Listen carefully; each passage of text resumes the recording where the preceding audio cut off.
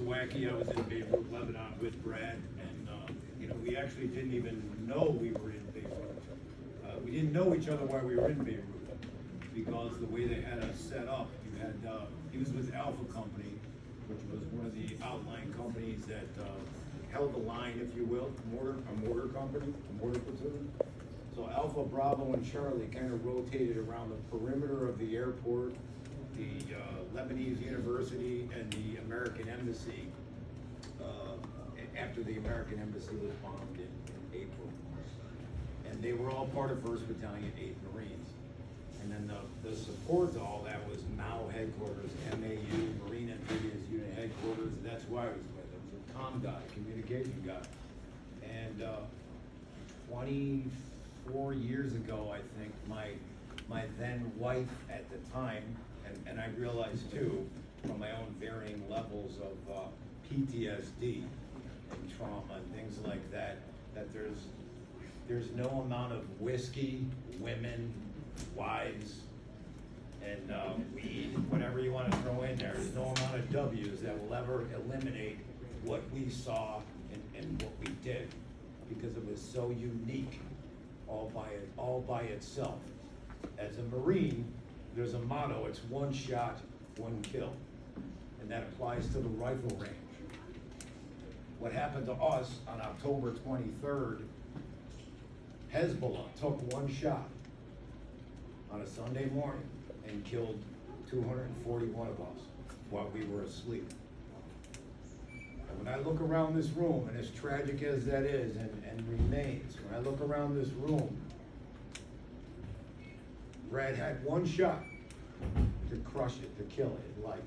And I look at this room and I think, however, regardless of how broken he was, how much he hurt inside his head and in his heart, I'm looking around this room and I'm thinking, wow, Brad, you crushed it, you killed it, hoorah. And you could not have been half the Marine he was had he not had the wife that he has today.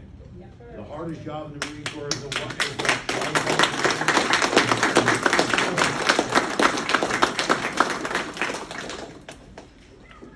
A good conduct medal doesn't do enough for you. A great conduct medal is what you deserve. Your duties as a Marine wife are over. You've retired from that because you've carried that rubble just like I have and just like Brad has for numerous years. And as a Marine, to take that kind of a beating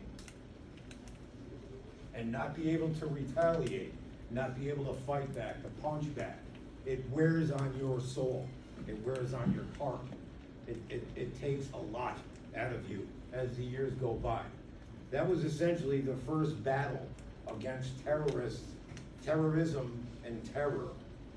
And we lost. We lost greatly. And it wasn't anything that we as Marines did or didn't do. Politicians and political things placed us there as peacekeepers with a very stringent rules of engagement that were just nonsense by today's standards, okay?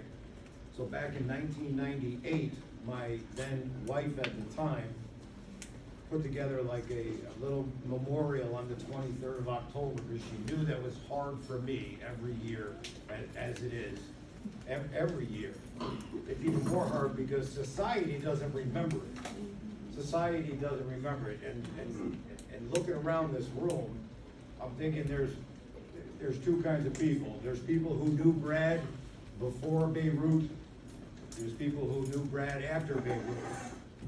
I knew him in Beirut and while in Beirut, and I know the long-term impact on what it's done for me and how it's impacted my life. And when you see what goes on in the world, 9/11, USS Cole, Oklahoma City, COVID-19, whatever you want to call it, there's varying levels of terror, terrorism, and terror. And it's all it is. It's complete fear. It's cowardly. They'll never face you face to face with your differences. They attack you in the most cowardly way, and they did that to us on a Sunday morning. I want to wanna paint a couple of pictures here, because I think if I tell you this, you're gonna see what Brad saw, what Brad did. And at the same time, you're also gonna see what just a few hundred other Marines and sailors did. Prior to Beirut, prior to the bombing on the 23rd, and after the bombing on the 23rd. Before I do, I just wanna share this. A couple of years ago, during the COVID-19 global pandemic, the memorial at Camp Lejeune didn't take place. So with a little nudging from Karen and Brad as well, Kevin and other Beirut vet over there, Tutu Mao, Kevin, hands up, brother. Another Tutu Mao.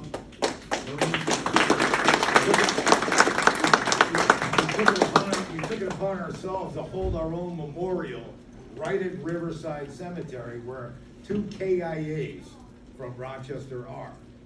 John McCall from Greece, New York, and Craig Stockton from Chile, New York. And Alexander Ortega, who was Brad's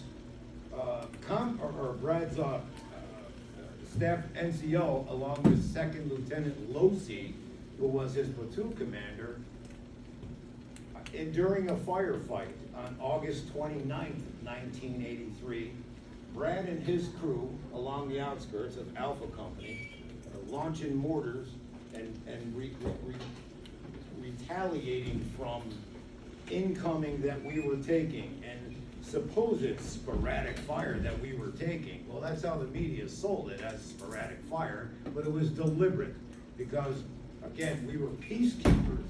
We weren't there to choose sides. We weren't there to as enemy combatants.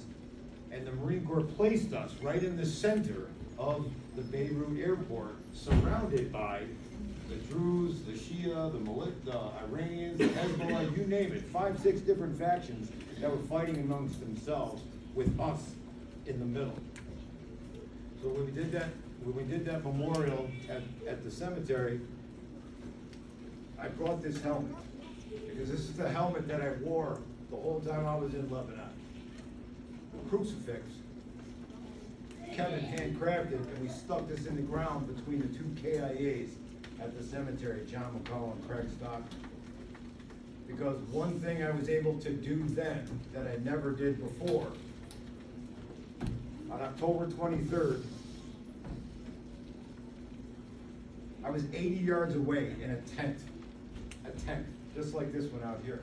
I'm in this little tent, and right out there at the beginning of the entrance to this building, 6:22 a.m. on the 23rd, Hezbollah drove a truck, which they did on a regular basis, to make us think, oh, it's just a water truck doing his normal routine, just a water truck doing his normal routine, until Sunday, October 23rd, 1983, at 6:22 a.m., they broke through a barrier, broke through sandbags, and through the sentries. One guy got a shot off, and by that time, it didn't matter. They drove this truck into the building with a 12,000-pound bomb that had a 12-inch thick marble base of it. So it was designed so when it blew up, it would blow up and out and lift the building up. Wow. And that's precisely what it did, with 300 Marines, sailors, and soldiers in it. So as that pancaked down with all of our Marines, sailors, and soldiers in it on a Sunday morning while we were asleep, it rocked my body to the point where I was thrown out of the cot that I was in. The tent imploded from concrete, rubble, pieces of our brothers, and my first sight coming out of that was a Marine up against a tree with a portion of his head removed, who had asked me, how bad is it? I could barely hear what he said. I'm looking at this Marine, how bad is it? And I turned and I looked towards the BLT, Battalion Landing Team building, and what I saw just about 20 feet from me was a cross. It was a cross. Then I looked back at this Marine, and before I even gave him his answer, he passed. And when I look at the right heel of my right hand, it's a trigger for the 1023. Like when I see a Kia on a car, I see killed in action. It's the same font that came across the teletype as the KIAs and MIAs and WIAs were building up. So when I look at the palm, the right heel of my hand, I think of that Marine who asked me, how bad is it? By the time our eternity had passed, I took the 6-inch or so piece of scalp, pushed it back over his head, and I could feel his high and tight, his crew cut on my right hand. I leaned down, I put a sign of a cross on his forehead, and I kissed him on the forehead and said, I'll see you on the other side. Last time I saw Brad was at the Global War on Terror Memorial last September, in his chair, all broken, whatever. Still great to see him. And when it came time to say goodbye, I lifted up his cover, gave him a sign of the cross, kissed him on his forehead, and he muttered, "You homo."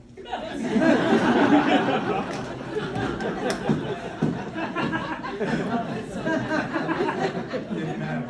Pure love. Pure and utter brotherly love. And so when I look back at what I thought was a cross, I looked in another instance, and it looked like it was a sword, and it wasn't a sword.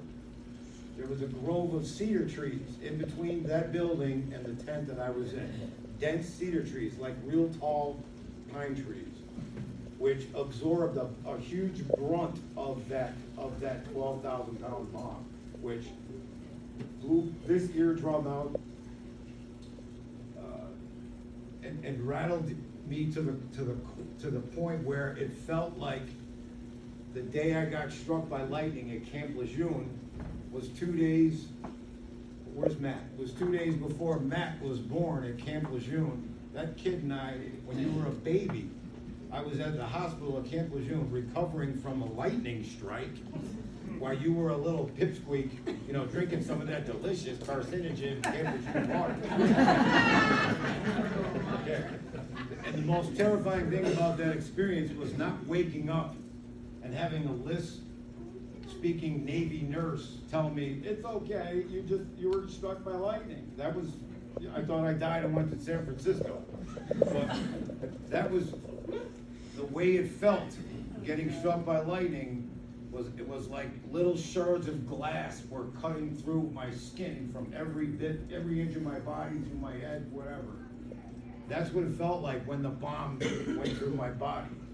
They told me the reason I survived the lightning strike is because I was a conductor of the electricity. I had just put up an antenna tower. We just hooked up the 26 pair cable. Me and another Marine and running it across the field. All that power went through there and grounded out at their feet.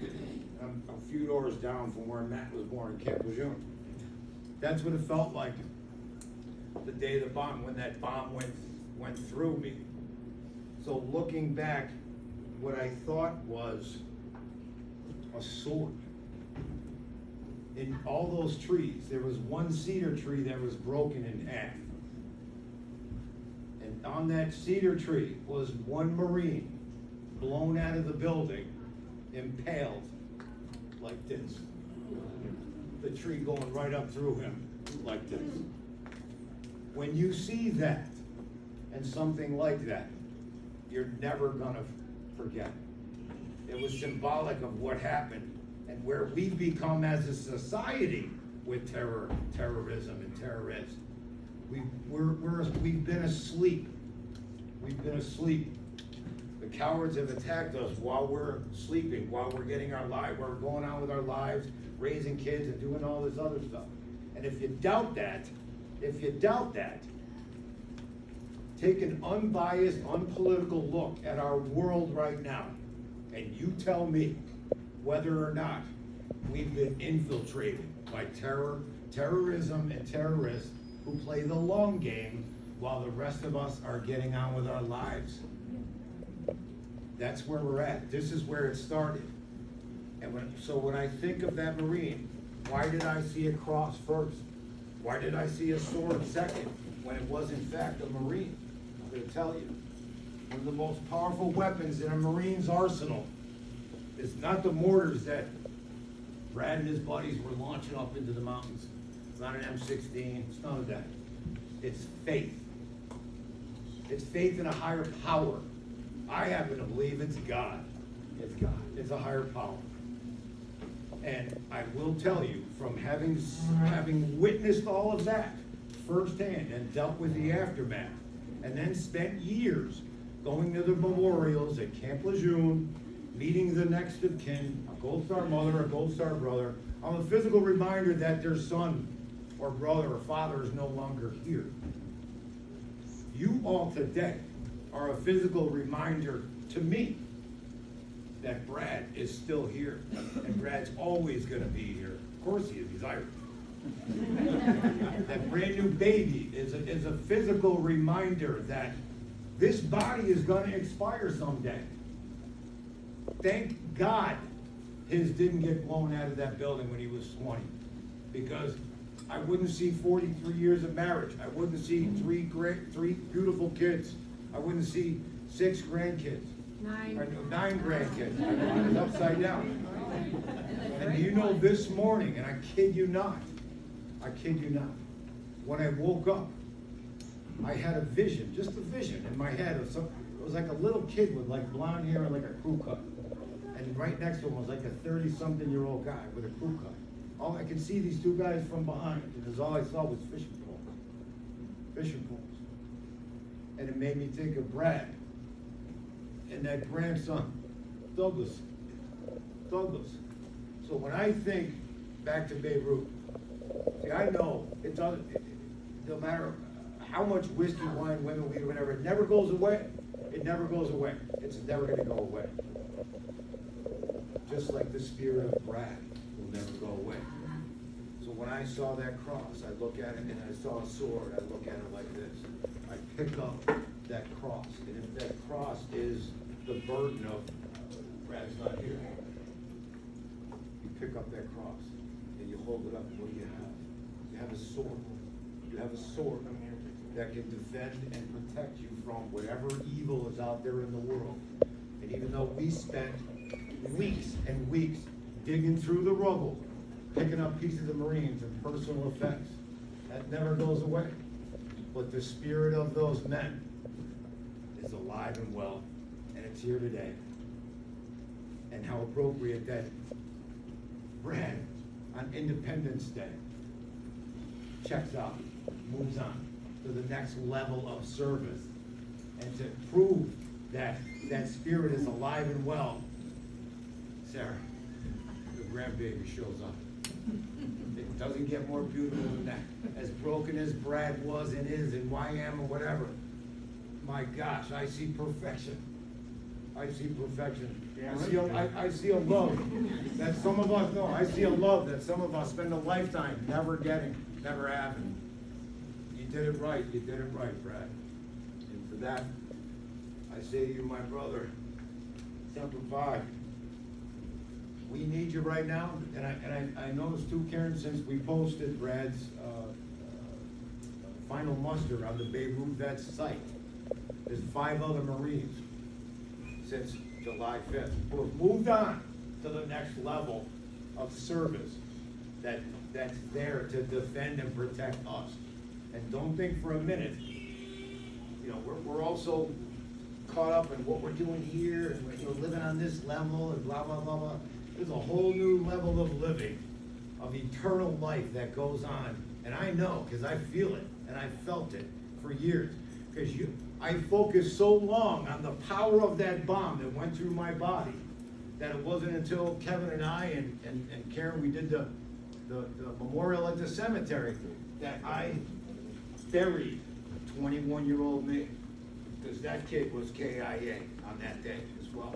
And it wasn't until that day that I realized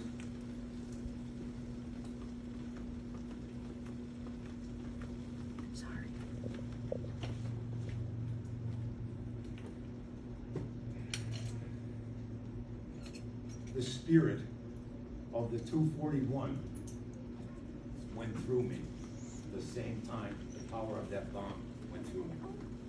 And when I look around this room, I see the spirit of Brad. I see the spirit of other Marines. I see the spirit of Douglas here. And as a family, and again, one shot, one kill. You crushed it, Brad. Semper Fi, keep us all safe. God bless you. Semper Fi.